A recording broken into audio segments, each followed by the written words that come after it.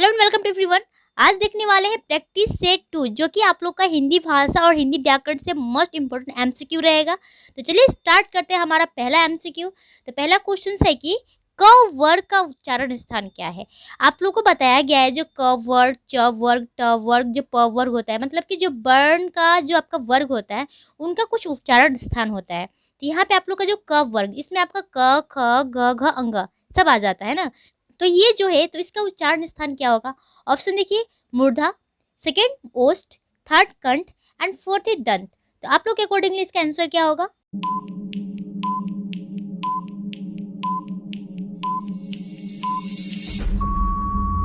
Yes, इसका answer आपका हो जाएगा कंठ। जो क वर्ग है इसका उच्चारण स्थान हो जाएगा कंठ। ठीक है।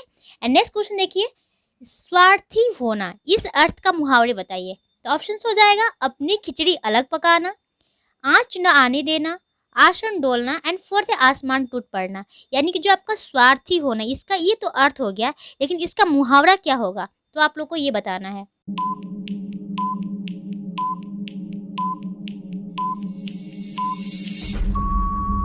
यस, इसका हो जाएगा आपका वन, अपनी खिचड़ी अलग पकाना। इसका अर्थ हो जाएगा स्वार्थी होना।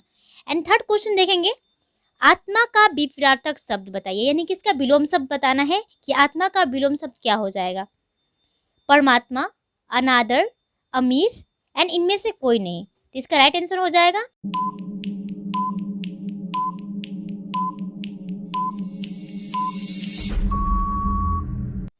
परमात्मा। यानी कि आत्मा का विपरीतार्थक यानी कि विलोम शब्द परमात्मा हो जाएगा। अब देखेंगे अगला क्वेश्चन, मक्खियाँ मारना। मक्खियाँ मारना जो मुहावरे, इसका अर्थ क्या हो जाएगा। इंतजार करना, लाभ के बदले हानि, बेकार बैठे रहना एंड फॉर साहसिक कार्य। तो इसका आंसर हो जाएगा क्या।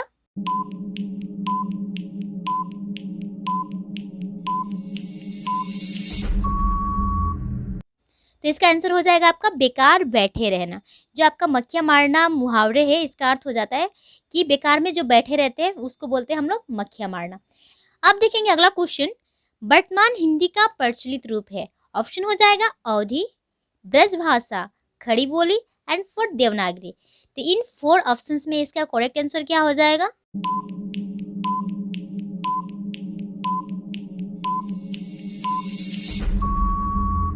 तो इसका आंसर हो जाएगा खड़ी बोली। खड़ी बोली का और एक नाम से हम लोग जानते हैं, तो उसको हम लोग किस नाम से जानते हैं, आप लोग इसका आंसर कमेंट बॉक्स में देंगे कि खड़ी बोली का और एक नाम क्या है।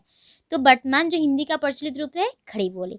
अब नेक्स्ट देखेंगे कि निम्नलिखित में से कौन सी पश्चिमी हिंदी की बोली नहीं है। जो आपका पश्चिमी हिंदी है उसकी कौन सी बोली नहीं है। ऑप्शन हो जाएगा आपका बुंदेली, कनौजी, बघेली ना ब्रज। इन चारों में से आपको बताना है कि कौन सी पश्चिमी हिंदी की बोली नहीं है।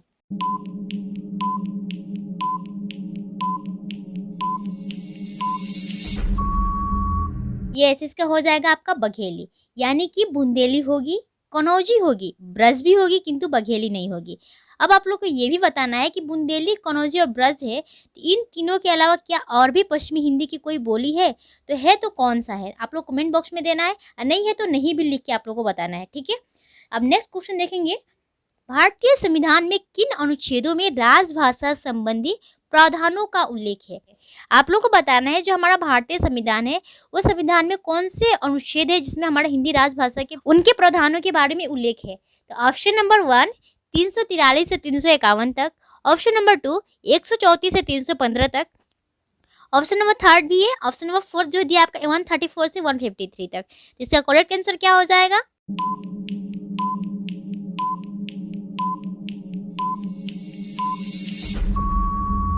यस, इसका राइट आंसर हो जाएगा आपका 343 से लेकर 351 तक, यानी कि 343 से 351। ये आप लोग को बहुत ज़्यादा इंपॉर्टेंट हो जाता है, यहाँ से क्वेश्चन आप लोग का आता ही आता है।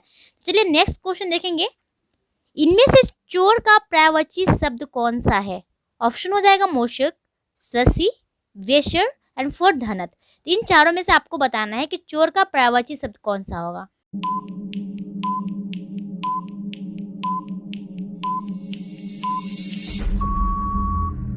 यस, इसका राइट आंसर हो जाएगा ऑप्शन नंबर 1 मोशक। मोशक यानी कि चोर का पर्यायवाची शब्द है। अब नेक्स्ट क्वेश्चन देखते हैं, पेंसिल शब्द कौन सा लिंग है, पुल्लिंग, स्त्रीलिंग, उभयलिंग या फिर इनमें से कोई नहीं। तो कौन सा होगा करेक्ट आंसर इसका।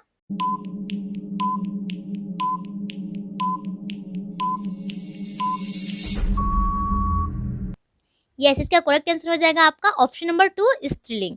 पेंसिल जो है आपका स्त्रीलिंग है। अब नेक्स्ट देखेंगे, नेक्स्ट क्वेश्चन आता है कि इनमें से कौन सा शब्द स्त्रीलिंग है। ऑप्शन नंबर 1 खाट, 2 घड़ा, 1 और 2 दोनों होगा, या फोर्थ में इनमें से कोई नहीं। तो क्या होगा इसका राइट आंसर।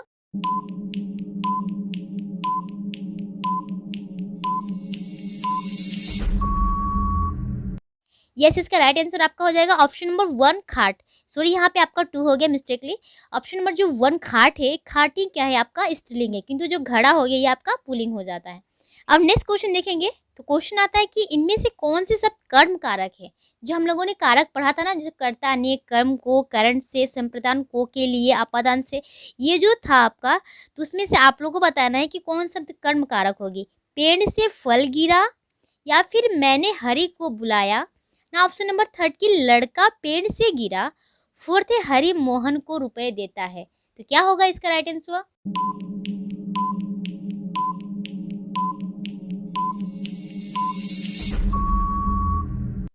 तो इसका राइट आंसर हो जाएगा ऑप्शन नंबर 2। जिसने लिंग वचन कारक वाला वीडियो देखा होगा उन्होंने राइट आंसर इसका लगाया होगा क्या, कि ऑप्शन नंबर 2 जो होगा मैंने हरि को बुलाया। क्योंकि जो कर्म कारक होता है, कर्म कारक का पटसर्ग और चिन्ह होता है को। तो यहाँ पे बोला जाए ना मैंने हरि को बुलाया, तो को हो जाता है।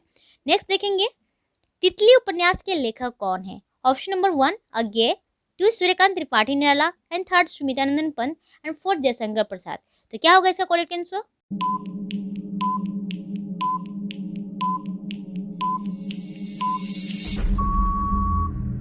इसका करेक्ट आंसर हो जाएगा तितली उपन्यास के लेखक हो जाएंगे जयशंकर प्रसाद। जयशंकर प्रसाद जी का उपन्यास का एक नाम है तितली। ठीक है, अब नेक्स्ट क्वेश्चन देखेंगे, द्रव वर्ण किसके योग से बना है। ज जुग अ जुग अ। ऑप्शन नंबर 2 त जुग र जुग अ, एंड थर्ड में स जुग र जुग अ, एंड फोर्थ क जुग स जुग अ। तो क्या होगा राइट आंसर इसका।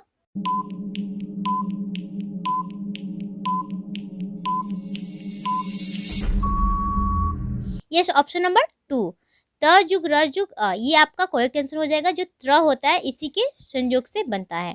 अब नेक्स्ट देखेंगे, इनमें से किस शब्द में वर्ण संबंधी अशुद्धि है। अब आपको देखना है जो वर्ण होता है इसमें अशुद्धि कौन सी हो जाएगी। अनाधिकार, स्थान, अमृत, अनुकूल। आप लोग इसको अच्छे से देखिएगा कौन से इसमें करेक्ट नहीं है, मतलब सही नहीं है।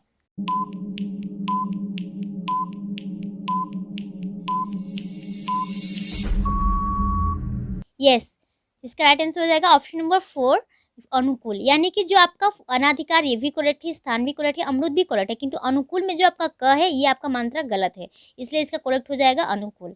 अब नेक्स्ट देखेंगे, इनमें से हवा का पर्यायवाची शब्द कौन सा है। धीर, तनुज, बयार, नाराज। तो इसका राइट आंसर क्या हो जाएगा।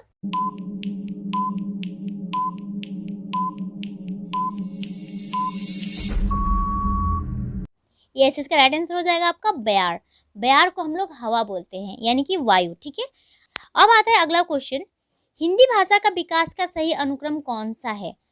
तो पहला होगा पाली प्राकृत अवभ्रंश हिंदी, या फिर प्राकृत अवभ्रंश हिंदी पाली, ना अवभ्रंश पाली प्राकृत हिंदी।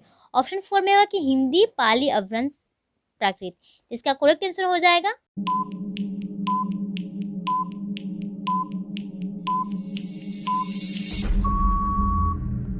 यस, इसका राइट आंसर हो जाएगा ऑप्शन नंबर 1 पाली प्राकृत अवभ्रंश हिंदी। पाली से पहले हमारा और एक आता है जो कि यहाँ पे आप लोग का मेंशन नहीं है ऑप्शंस में, संस्कृत। ठीक है ना, संस्कृत बाद पाली, फिर प्राकृत अवभ्रंश हिंदी, ये आता है। हालांकि आप लोग इसके बारे में वीडियो बनाया जा चुका है, यदि आपने वीडियो नहीं देखा है तो आप जाके देख लीजिए, क्योंकि यहाँ से आप लोग एग्जाम में आता ही आता है। ये कॉन्सेप्ट आप लोग क्लियर कर लीजिएगा जो हिंदी भाषा का विकास का सही अनुक्रम है कौन कौन सा है। ठीक है, अब नेक्स्ट देखेंगे, संविधान के अनुच्छेद 351 में किस विषय का वर्णन है।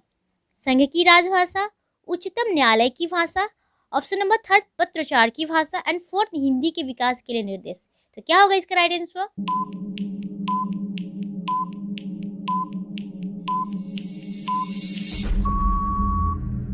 यस, इसका राइट आंसर हो जाएगा आपका 4 हिंदी के विकास के लिए निर्देश। 351 अनुच्छेद में दिया गया है क्या, जो हमारा हिंदी का विकास है उसके विकास के लिए बहुत सारे जो नियम और ये सब चीज़ के लिए लागू करने के लिए उसमें निर्देश दिया गया है। ठीक है, अब अगला क्वेश्चन देखेंगे, हिंदी खड़ी बोली किस अपभ्रंश से विकसित हुई है। मागधी, अर्धमागधी, शौरसेनी, एंड ब्राचड़। अब आप लोग को बताना है इन चारों अभ्रंश से जो हमारी हिंदी खड़ी बोली है उसका विकास हुआ है।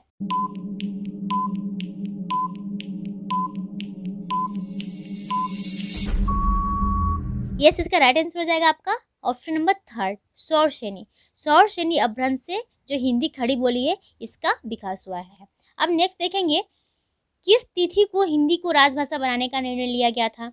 15 अगस्त 1947, 26 जनवरी 1950, 14 सितंबर 1949 एंड 14 सितंबर 1950। तो क्या होगा राइट आंसर इसका?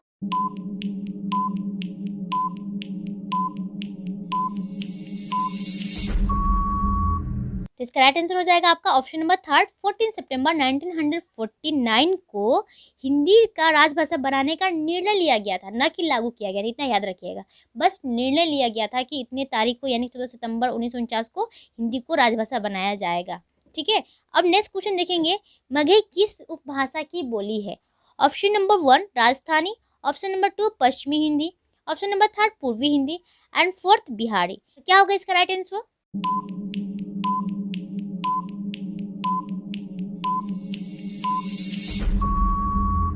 यस, इसका राइट आंसर हो जाएगा आपका ऑप्शन नंबर 4 बिहारी। बिहारी उपभाषा के मगही बोली है। ठीक है, अब ये रहा आप लोग का कुछ इंपॉर्टेंट एमसीक्यू क्वेश्चन जो कि आपका हिंदी व्याकरण और हिंदी भाषा दोनों से है। तो नेक्स्ट वीडियो में और भी आप लोग को प्रैक्टिस सेट प्रोवाइड करवाया जाएगा। तब तक के लिए थैंक यू।